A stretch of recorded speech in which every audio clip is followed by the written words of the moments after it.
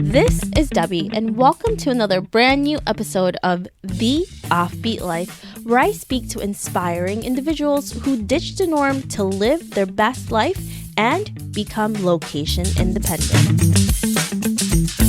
This week is a very special episode because not only am I talking to my partner in life, Aaron, but it is also our 15-year anniversary. I know it sounds cliche, but time has really passed by and there has been a lot of ups and downs along the way. Aaron and I have had a lot of outrageous dreams together and have even opened a few businesses that have either failed or our interest just fizzled. But through it all, we have been each other's constant support, and today we're sharing our journey and what the last 15 years has been like. We answer some of the most asked questions we get, such as, why aren't you married yet? And how do you keep a healthy relationship and support each other's dreams? So we sat down and answered some of these questions and also shared a few insights on what has gotten us through the tough times and the high times. Today, we're living in New York City where we continue to work in our day jobs while pursuing our dreams. I'm also really excited to reveal a few exciting news about the podcast and what's in store for the near future. On this episode, Ann and I discuss how to grow together through change and why you shouldn't settle for ordinary. This episode was so much fun for us, so I hope you enjoy it as much as we did. Hey everyone, I'm with Aaron, and this is our very special anniversary episode together because today is actually our 15-year anniversary. Hey Aaron. Hi, Debbie. Why do you think we live an offbeat life? Can you tell me about what you're doing now and what we're doing together that makes us have this offbeat lifestyle? I guess everybody could have some piece of the offbeat life in some sense, some more than others. But I think you've had some interest. I've had some interest that maybe weren't the norm. I was like a crazy martial art guy, and you were a crazy artist in a way with your photography and all the other interests that we both had over the years. So that in and of itself is pretty interesting. Just a little background with Aaron and I. Aaron was a martial artist and he was a teacher for over, 12 or? 10 years, 13 years, something like that. 10 to 13 years, I don't remember exactly. He was doing that for over a decade, and I was also a photographer. I did photojournalism, and I traveled all over the world, and he actually came with me to some of those shoots, and we have done a lot of different things in our life, and now it led us to this point where we are right now. Speaking of those photos, especially the more recent ones, I was sometimes the photographer on those when you were in the picture. I was the Instagram boyfriend, loving every bit of it. He says that sarcastically, as many Instagram husbands and boyfriends do say that. One of the biggest questions that we usually get from people, because we are now at 15 years together, is what is our secret? Why and how were we able to stay together for this long? Just keeping communication and being open and honest with each other. Being honest even when it hurts sometimes. If I wasn't honest with you all the time and I was just lying all the time about even little things, and then one day it just all came out, that would be probably a lot harder for you to handle and take in than if I would just tell you the truth when things came up rather than keeping secrets and whatever. And plus, I'm too much of a big mouth to keep a secret anyway. And I'm a bad liar. So honesty is the only policy that seems to work well for me.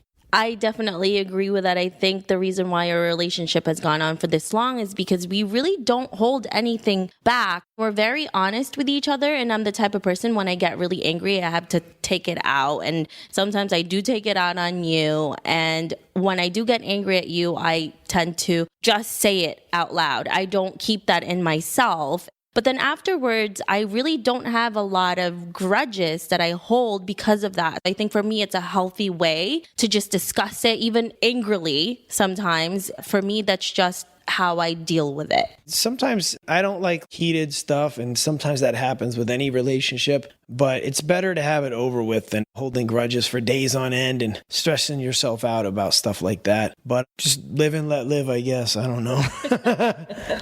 Another big question that we got is that we've been together for 15 years and we're not married yet. What is our answer to that usually? I just focused more on what we have together than what we call it or any of those things. That, and it's not on the to-do list, but maybe we'll put it on there one time so we can get married or whatever. But truthfully, I always felt like it was more about how you treated each other and how you interacted with each other and how you loved each other than what you called each other. Because there's plenty of people that get married and they don't last a year or two. And then there's other people that have been together forever and they never even thought about those things. I think it's a personal decision. Everybody's got to make their own choice as to what they want to do and call their relationship. Yeah, I definitely agree with that. I never grew up wanting to get married. I remembered even as a teenager, I said to all of my friends and family, I don't want to get married. And then when I found Aaron, I still didn't want to. And we're at this point, we're at our 15-year anniversary. And we've talked about it, obviously, like with any relationship, we talk about kids and marriage. And if we do get married someday, we're fine with that. But if we never do, I think we're fine with that. At least I'm fine with that as well. I just was not the type of person who had this timeline for anything in my life. And I just looked for the things that I really loved. And as long as I had a fulfilled life with the things that I really loved to do, and I had someone beside me who supported me, who gave me their attention and love, I'm happy with that. And that's why I think we've lasted this long and we haven't gotten married yet, because we've been pretty happy even without marriage, right? Not a bad answer. Come here, give me some sugar. He liked that answer. That was a pretty good answer. Thanks. Aaron, what about our goals and our dreams? We've had a few of those in the past decade or more, and some of them worked out, some of them didn't. How do we usually take the first steps in order to achieve them? You just got to break up your goals.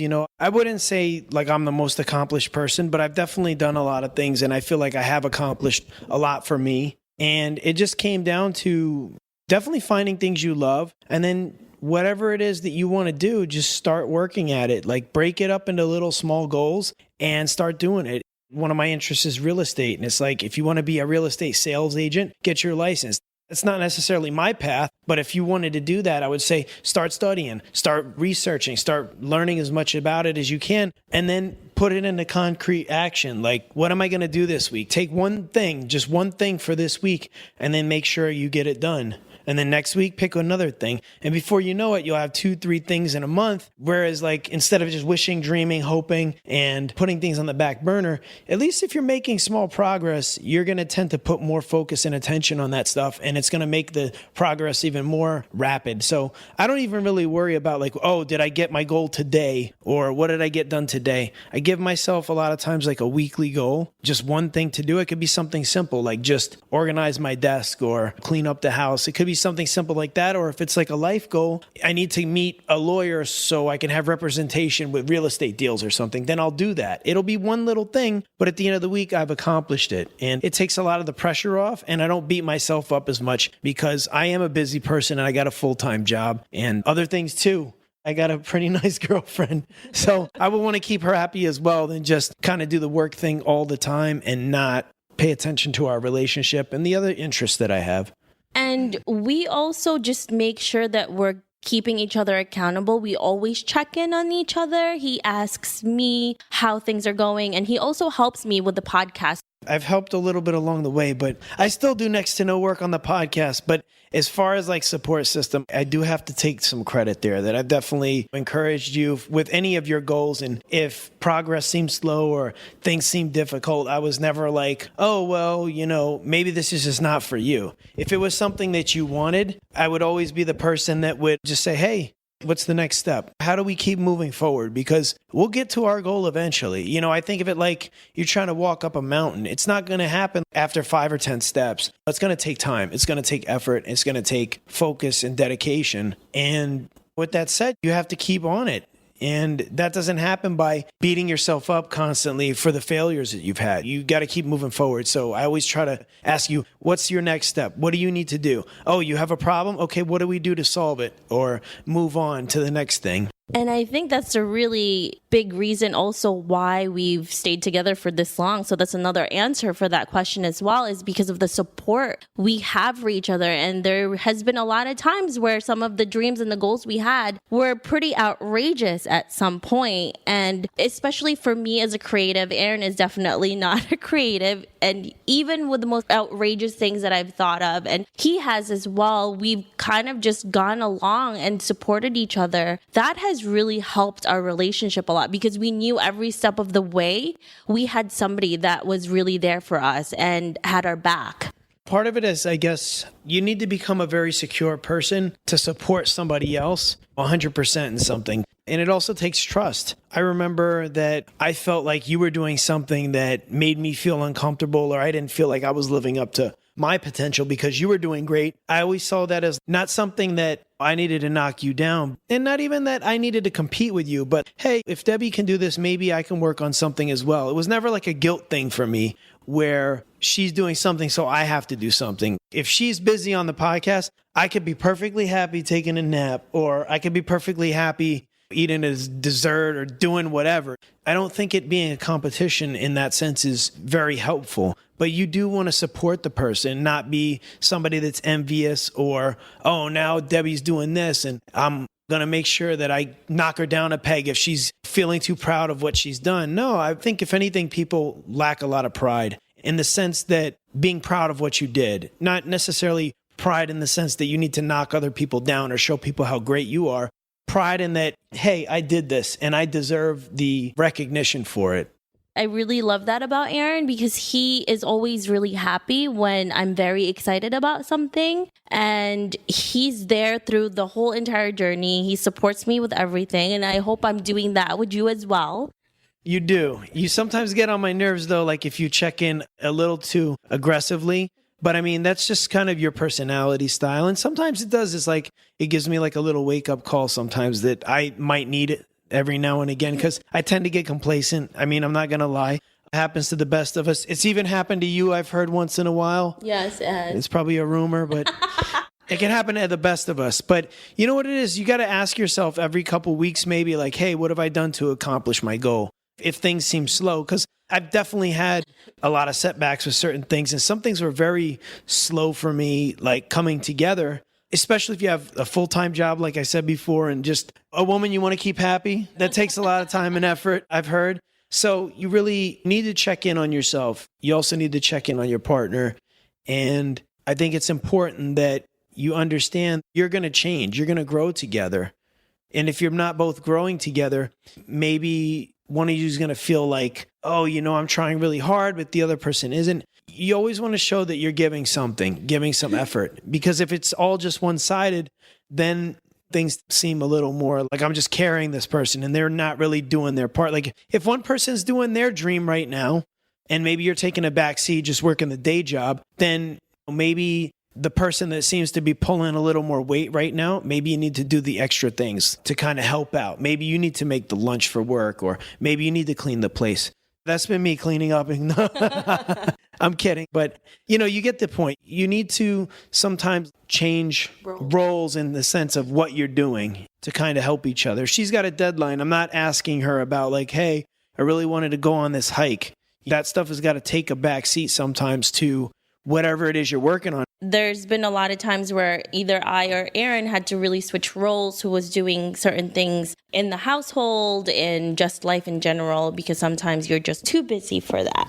What does our average day usually look like? We get up, we go to work, you get home from work, you bum around a little bit, and then you work on the next thing you need to get done. Like you're doing the podcast, so after work, you're coming home. You're working on the podcast. That could be many things for you because I've seen you and know how hard you work at it. You'll be working on the website, editing the podcast itself, doing social media shares, creating the web pages, updating your Instagram feed. And all of this, I'm probably just bumming on the couch or maybe even taking a nap.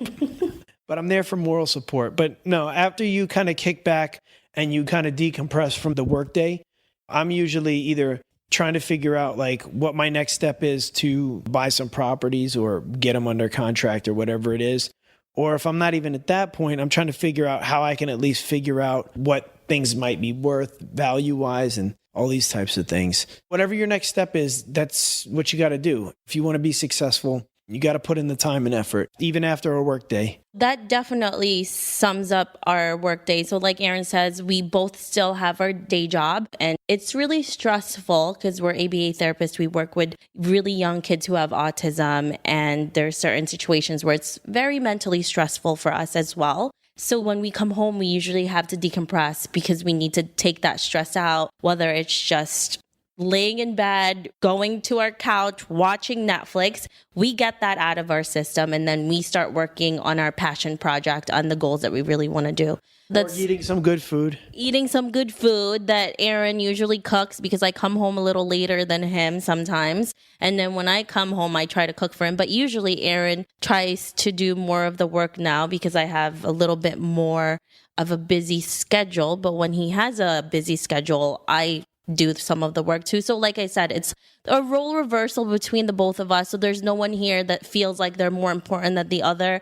So that's another tip that we would like to give you, is if you're in a relationship, don't be afraid to take a step back from the role that you have from each other. With all of the things that we've done with our lives, you've been a martial artist, I've been a photographer, we've even created different businesses together. What has been the worst advice that someone has said to us?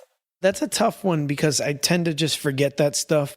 I mean, honestly, too, people I think have always been pretty supportive of me. For whatever reason, when I just say I'm going to do something, people never doubt it, I think. But if they did say something that was negative to me and they didn't think I could do something, or they gave me bad advice, I would just forget it because it doesn't have a bearing on what I can accomplish, because I've surprised myself in so many things.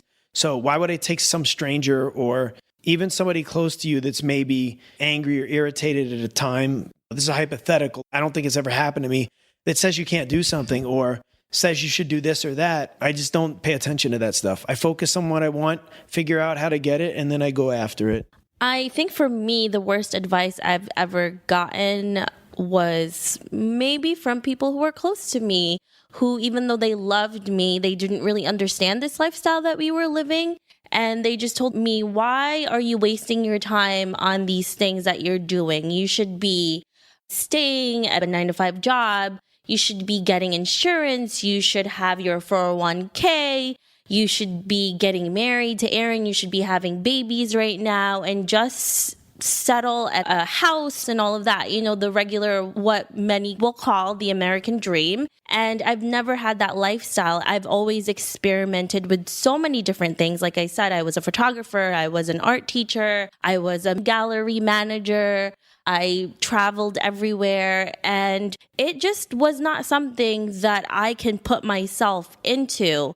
And there was a time where I tried to do that, and I was just so miserable. I tried it, and it just wasn't for me, and I always felt like there was something more that I wanted. Yeah, you got to live life on your own terms because, you know, at the end of the day, it's what you want to do with yourself. You know, like I wouldn't spend another day doing something that I'm not happy with if it's not contributing to the goal. Like, why wouldn't I just quit my day job tomorrow saying that? Well, the reason why is because it's giving me some of the things that I need aside from just money and whatever. There's skills you learn along the way too. But for sure, you got to support yourself until your other things work out if that's what you eventually want to do. I don't know if I'll ever quit my day job. I'm not really in a hurry to do that. I'm not really concerned about it. But even if my other projects, they're doing well, I'm still going to probably work my day job because I enjoy it. So you got to live life on your own terms and figure out what it is that you want and go after it. I mean, I really feel like it's as simple as that. You just have to figure out what it is that you really want, and it doesn't matter what other people say, because at the end of the day, you're the one who has to live with yourself. And if you have regrets later on, that's the worst type of life that you can live. And if you can't live with yourself, that's even more horrible. And you don't want to be that type of person to be like, what if I had done this? What if I had done that? Yeah, I think it's definitely helps if you're younger and you do that. But if you figure it out later, if you're trying to accomplish something that is going to take some time and effort and maybe you don't think you can do it, then take the smallest steps. Anything that makes you feel like you're getting closer to that goal, it's going to spark that creativity, imagination, and motivation. So don't spend another day wishing that you could be doing something that you really want, just start doing it. Like, even if it's the littlest thing, just start doing it. That doesn't mean, okay, I got to quit my day job and move to Tahiti. But it means that when you get home, if you have some time, and if you don't have some time, make some time on the weekend. Say, hey, listen, I'm not going out this weekend. I just want to stay at home. I want to do a couple things. Pick one small thing. Just make it happen. Like, don't wait on it, because the longer you wait, the harder it is. Change is something that's fluid. And if you're not doing it now, it's going to become like static later. You need to do it as soon as possible.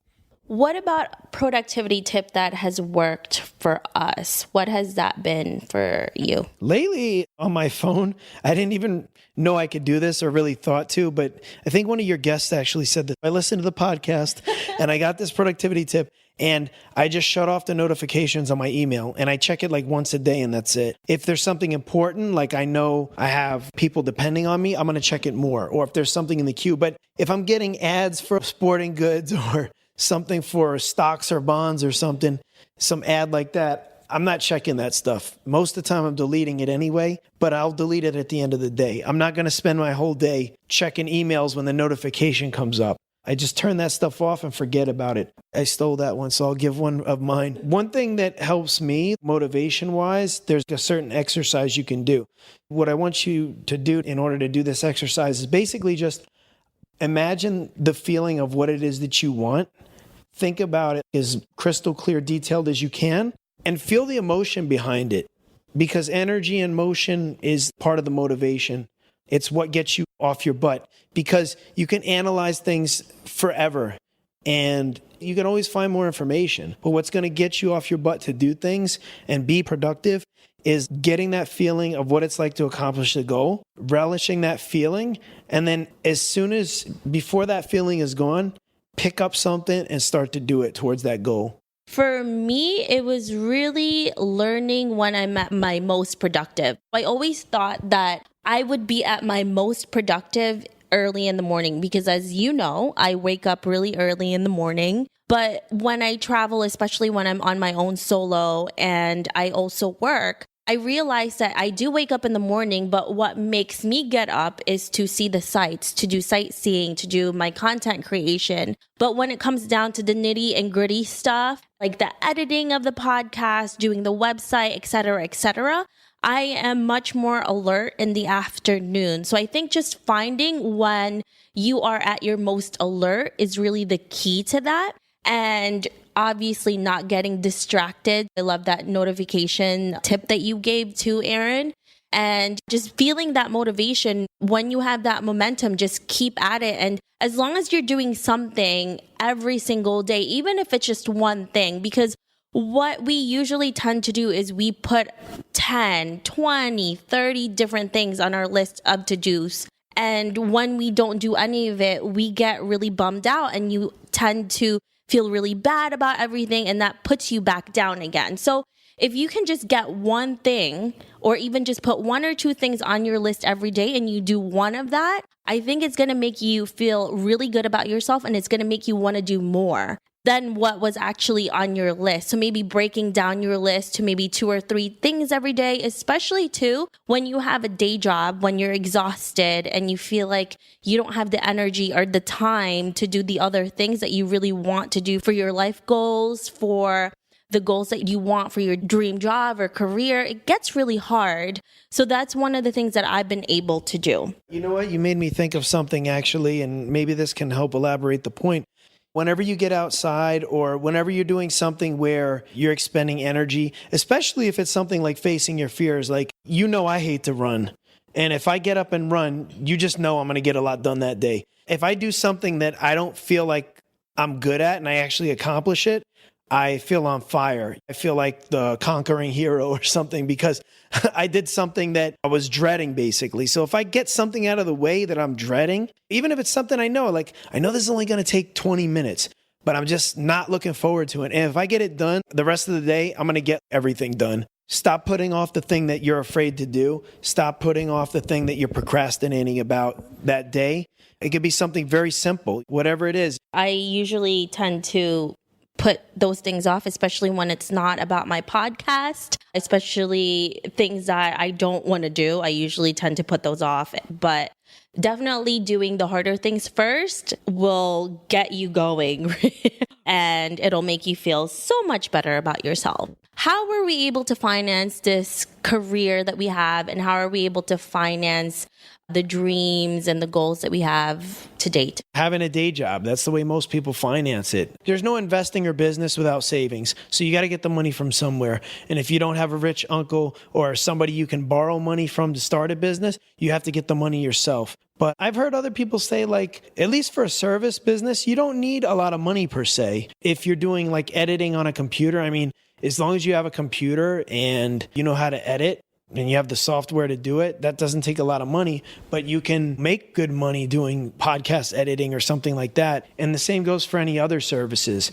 Whereas like we've been in the product business before and sourcing products, wholesaling, things like that, it takes a lot more money. You know, it takes a lot more resources. So if you're struggling with money and you want to get a side hustle going and you don't have the money, then maybe a service gig would be good. But if you want to just take the traditional route and then kind of change gears later, just get a day job that pays pretty well, and then in the background, doing your side hustle or your passion project. That's definitely what we have been doing. That's how we've been able to finance all of these different businesses that we've done, is through our day job. So we are fortunate that we actually went to school for a job that wasn't a lot of money to go to school for, but paid us a lot of money. So we basically really have no debt. And we are coming out of this as financially stable, and we're able to save our money and not feel like, oh my goodness, if tomorrow one of us loses our job, or if we leave our job, we would be stranded. Obviously, we don't want to do that. Nobody wants to not have income coming in. But for me, my day job, of course, and now with the podcast, I'm slowly starting to get sponsorship, and I'm able to get some gigs from it and money from that. So, you know, it's a slow process, but it's been a really good process. Now, the reason why I didn't use my social media really to create money is because I wanted it to be the things that I wanted to really put out there on my social media, the products and anything else that I wanted under to be something that I really believed in. And the reason how I was able to do that is because of my day job. I wasn't strapped for money. And now the podcast, this is where I'm monetizing it with sponsorships and affiliates and all of those things. So how I'm able to do that as well. This is also really exciting because I'm going to be starting posting at least once or more a month about companies that really give back some way, somehow. And whenever you purchase something from them, they're giving to somebody else. And the first company that we are going to be supporting, I should be having an image of that on our post on Instagram with Aaron and I, is a company that Aaron really believed in and he introduced me to. And I interviewed the founder of it, Gret Glyer, and his company is called DonorSee. And Aaron found Gret when Gret first founded the company and it was first out, and Aaron was donating some of his money on there because he really believed in it. Aaron, can you give us a little bit of a background of what DonorSee is and why it's important to both of us to really support this type of company? So it's basically like, I guess, what you would call peer-to-peer fundraising, where basically you'll have people that are in other countries that are charity workers, basically. And because everybody nowadays has a smartphone, they don't need to go through the big organizations. They just basically raise money through social media in a way. It's not on Facebook. It's not on Instagram in that sense. It's on their platform, DonorSee. But it's just an app where you could upload photos and videos of people that need help, explain their situation, and then you can actually see the results. Like I remember I helped buy somebody like a hearing aid, and literally like 4 or 5 days later, they had it and the kid could hear. So this is like a life-changing thing. And it was maybe $20 from me, basically less than a dinner for the both of us, and I could change somebody's life. So I thought that was really cool.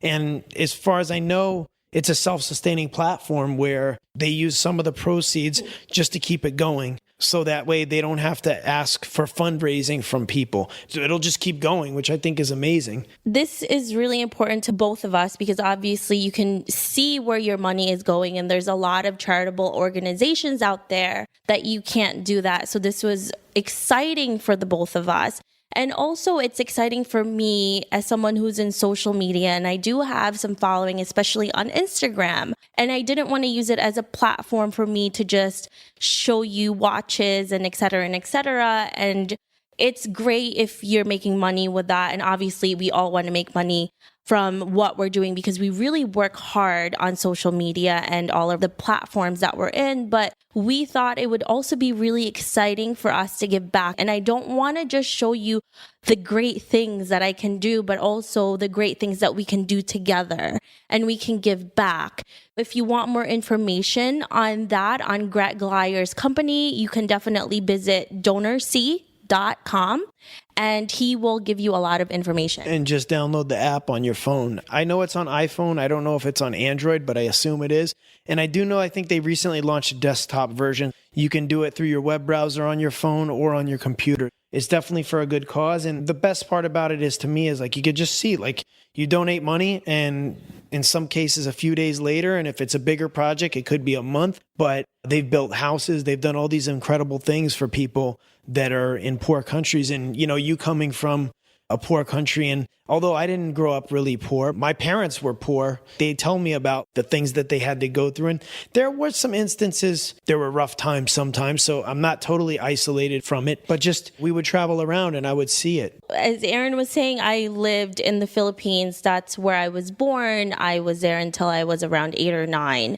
And I was surrounded by complete poverty. A lot of my family was in poverty. And that's one of the biggest things that I always talk about when people ask me who my biggest influence and who I really look up to is my family, because they pretty much grew up having nothing and they raised up from that. And now we're in the United States. A lot of them are engineers in the medical field. So it's really inspiring for me to see that and for individuals to do that. And if we can even help somehow, that would be even incredible if we could do that together and to give back. But aside from these products that I'm going to be highlighting that gives back, I'm also going to start promoting my fellow content creators who have been coming out with these incredible products such as books and different items that they have put their sweat and blood in. And I really want to support them and highlight all the hard work that they've been doing. And I hope you guys will join me in doing this as well. Achieving our goals and our dreams is really hard. And there's a lot of obstacles that we go through, not just as a couple, but also as individuals. How do you usually deal with anxiety and stress when you're confronted by it? I would take like 2 ways to tackle that. Is one, if you're like really stressed out that day, I would go do some exercise. I would either do some resistance training. Rock climbing is fun lately, so you know I do that a lot. Martial arts, I've always been into that. That's something that I can help relieve stress. Maybe you don't want to get out, you're tired that day, watch some movies and anything to do where you can decompress from the day like we usually do at the end of the workday if we need it. But on a more long-term approach, be honest with yourself. Like, what do you really want? Is what you're doing really worth it? Are you giving up on something because it's just difficult? Or is it not something you really want at all? Like, to do something because it's difficult is fine. And I like to challenge myself and see how far I can go with things. But if it's just you're doing it just because, maybe that's not really a reason. I think in having clear goals will help you be honest about what you really want. Everybody says, oh, I want to make $1 million or whatever. And it's like, do you need that? Is that what you really want? For me, I think time is more important than making tons and tons of money. But you need money, so you have to find that balance of the money you want to make and the time you want to have. It's different for everybody. Decompressing after a long day with exercise or maybe zoning out, watching some TV. But in a long-term sense, I definitely want to make sure that I'm honest with what I want out of life so that I'm not, after a few months or even a year, looking back and say, you know what, I just wasted an entire year or a few months going after something that I really didn't want. But even then, if you did that and you figured out where you want to go, it wasn't a waste. So just be honest with yourself so that you can make that pivot when the time is right. And for me, it's really hard to do that because there's a lot of times there's definitely anxiety, especially when you're trying to fulfill goals and you have these big dreams. And sometimes you just get these feelings that you don't know where they're coming from, or you see someone doing really well and you're comparing yourself. And we all are definitely guilty with that. And I'm still struggling with this, with feeling anxiety, feeling like I'm not doing enough, even though I'm doing too much. And it's definitely a day-to-day thing, but definitely decompressing and just not having anything in my mind and doing something that's, I know a lot of people say don't watch television or don't do this and that, but I feel like sometimes we need that. We need something that's not going to make us think about what's happening so that we can just let it all go. And sometimes it's music, sometimes it's TV, sometimes it's, I don't know, playing an instrument, whatever it is that will make you get to that point, just do it. And it doesn't matter what anyone says, it's different with everybody. For me, I definitely struggle with that still. If any of you have any sort of tips, let me know. Send it my way. Let's fast forward to 50 years from now, and we're looking back at our life. What do you think you want your legacy to be? Probably some kids. You ready for that? No, I'm not. You will be ready for that. He keeps telling me that. But even aside from that, obviously family is a big part of anybody's legacy. So you want to leave that behind and leave them in a good situation. And that's not just talking about money. That's probably part of it. But you want to raise your kids right. And we're fortunate that we get to try all our stuff out on other people's kids before we try it on ours. But no, I mean, we've been working with kids so long that we really know how to utilize the skills that we learned in a way that's supportive of children, that'll help them grow in a positive way. So they're independent, they're smart, they're not afraid to be challenged and go after things. That would definitely be part of my legacy. Even teaching kids would be part of my legacy. It's definitely something that I love to do. And if there's any way I can help even more kids, I want to keep doing that. And a nice real estate empire would probably be nice too. For me, I think I want my legacy to be being able to connect and help as many people as I can, and just making sure that I was able to live my life to the fullest so that when we do have children, when we do have a family, they can see that this is the woman who created them and who is their mom or grandmother, that she was able to do all of these things. And it's also possible for them to be able to create a life that they really love as well. And just to have that type of life where my children and my grandchildren would be like, oh my gosh, if grandma can do this, then I could be as badass as her as well.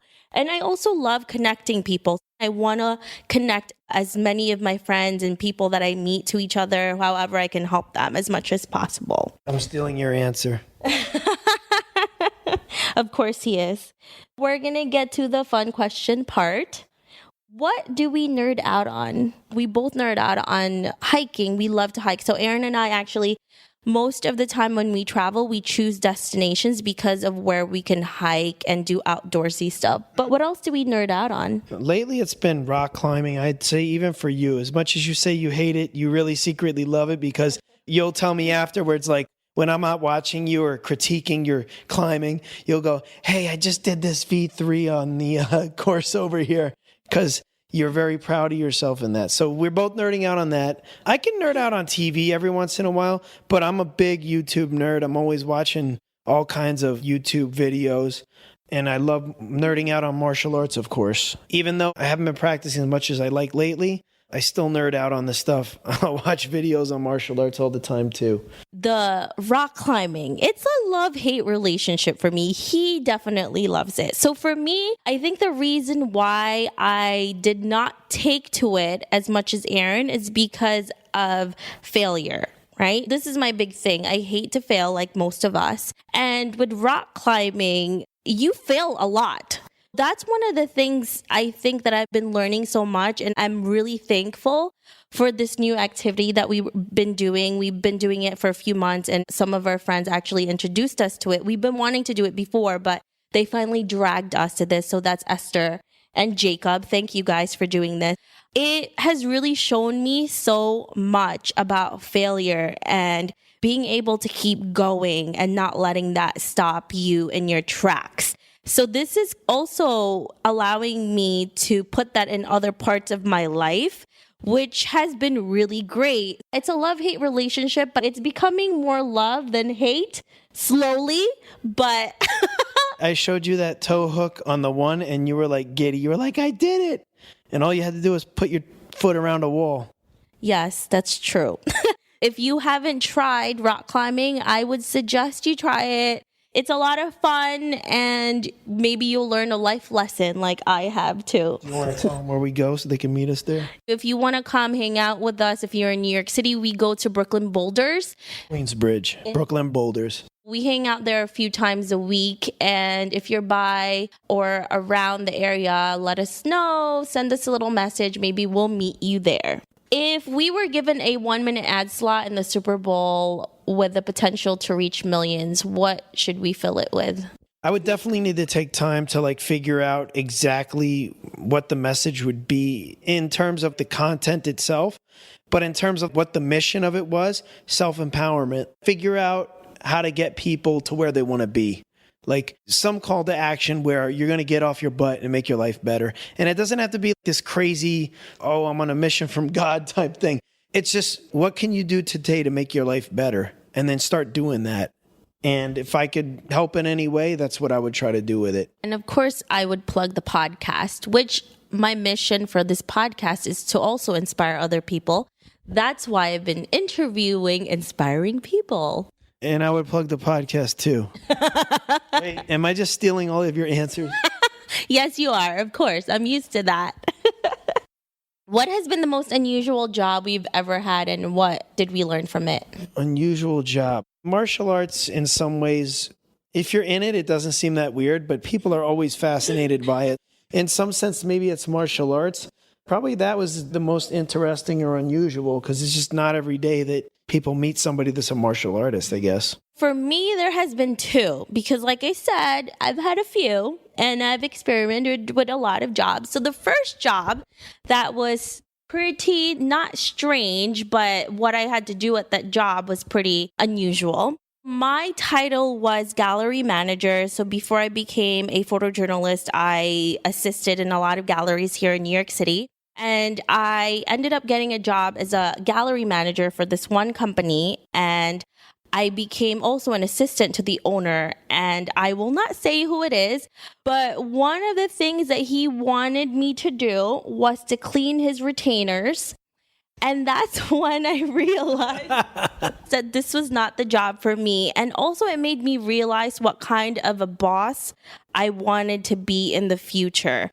I would not let anyone do that. And I certainly didn't want to do that. And also it's really demeaning work. When he told me to do that, I was like, see ya, this is not worth it. And I learned a lot from that, even though the job really sucked. What type of a business person and what type of person in general I wanted to be and how you treat your employees. Debster, clean my retainers. And the second unusual job, I don't know how unusual it is, but as a photojournalist. Aaron traveled with me a few times and he can vouch for this because he was in one of the shoots that I was doing in the Middle East to do a photo shoot with one of the NGOs, and we were about to go to Palestine, and the night before we were supposed to go, there were bombings. They closed off the border and we weren't able to go. We ended up going to Sinai in Egypt. Now, we were both pretty wary at that situation because we didn't know where exactly we were and we didn't know who the person is who was supposed to be our guide. And we went there, someone met us, and it was pretty sketchy because there were no tourists, obviously, because we're up in the mountains where tourists were not there for. But the biggest thing I learned from it is the misconceptions you have, because that was probably one of the most eye-opening experiences we both had with the culture in general and travel in general, is because we thought we were in the Middle East, these people were going to be really aggressive, and we were up in the mountains, and they were truly one of the best people that we've met while we were traveling. They took us into their homes. We were in the mayor's home. We were in the doctor's home. They explained to us their culture. We talked about politics. We talked about life in general. And we've had one of the best discussions that we've had while we were traveling. And then I even went into homes where we both didn't know the language and we kind of just used hand gestures to do that. So it was pretty interesting. It was definitely an interesting experience that we learned a lot from. That's my unusual one. What are we working on today that's really exciting for us? I have my real estate projects that I'm working on. basically just learning the business. And now I'm starting to execute some of the things that I've learned. I'm not going to get into too much details, but basically just learning how to sell is a big part of it. Learning how to connect with people. And I'm definitely really good at that. Although this interview is probably not the best example of that.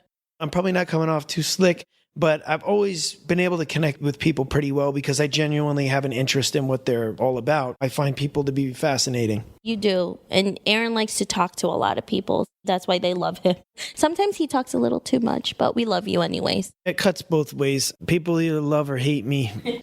I just talk way too much sometimes, and other times maybe not that much. But I'd rather be too outgoing than just be introverted and be on the side, because that was how I used to be. And you changed.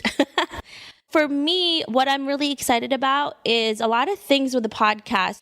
For the extended interview, I'm also going to be releasing them now, and they're not just something that you can opt in for, but in order for you to be able to listen to them, you would have to wait for a few months in order to get them. So if you want to get for example, our extended interview for this podcast on how to support your partner and their dreams, if you want to listen to that, you have to opt into it. But if you wait, it's going to be a few months. This week, I am releasing the first extended interview, and I'm really excited with that. And it has been really exciting for me to finally put this out there. And then also doing the post on social media about companies that give back, that we really support and we really, really believe in. So I'm very much excited about that as well. And a lot of exciting things for us that's happening, trips and with our work-wise. We'll definitely keep you posted with that as well. Yes. If you guys want to know more about us, you can go to the website, theoffbeatlife.com, and you can also find the podcast and me and Aaron on Instagram. Aaron really doesn't have any social media except maybe for Facebook, and he doesn't go there. So you would have to reach out to me if you want to reach out to Aaron because he doesn't go really on social media. So you can find me at The Offbeat Life on Instagram. You can also find me Offbeat Tracker on Instagram, and for Facebook, it's The OB Life. Thank you, Aaron, for joining me for this interview, and happy 15-year anniversary. It's been definitely an adventure with you these last 15 years. I agree 100%. It's been quite the journey. I didn't think I'd be doing this podcast. There you go. Happy 15 years.